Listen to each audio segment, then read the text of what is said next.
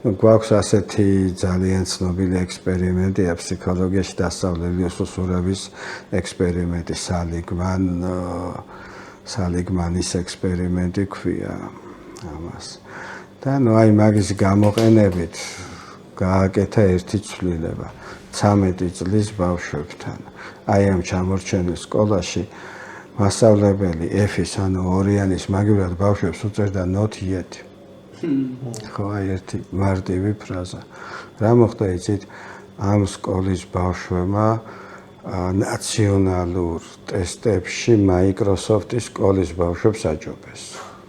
ხო, აი მოდი თან გავმარტოთ ეგას ნიშნავდა რა, რომ მაყურებლისთვისაც გასაგები იყოს. ის შეფასება. აი ერთი მარტივი სიტყვა, ხო, F-ი არის მინიმალური, ანუ ჩაჭრის ფულა. ხო და ჯერ ვერ შეძლებს. ხო, ანუ ეს უკვე იმას აპროგრამებს ბავშვში, რომ ჯერ ვერ შევძელი, ეს ნიშნავს, რომ მე შევძლებ.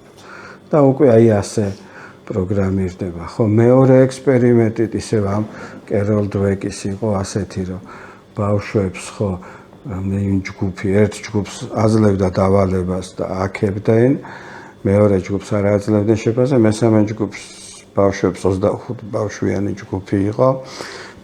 როგორი დამოკიდებულებაა ისეთ, რომ აი ესა და ეს კარგად გააკეთე, მაგრამ აქ უფრო მეც ველოდები შენგან. აი გაფრინდა შედეგიანობისთვის ეს მესამე ჯგუფი. აი იგივე ჩვენ ბავშვებთანაც იგივე რო გავაკეთოთ, ხო? შენიშვნის მხრივ, ხო? ნუ ჩამოვაგდებთ რა მათთვის შეფასებას, უთხრათ რომ აი ეს შეგიძლია, ძალიან კარგად გამოგდის და მოდი რა აი ესეც გავაუმჯობესოთ ბარემ, იმიტომ რომ მე მჯერა რომ ესეც შეგიძლია, ხო? აი ასეთი დამოკიდებულებით.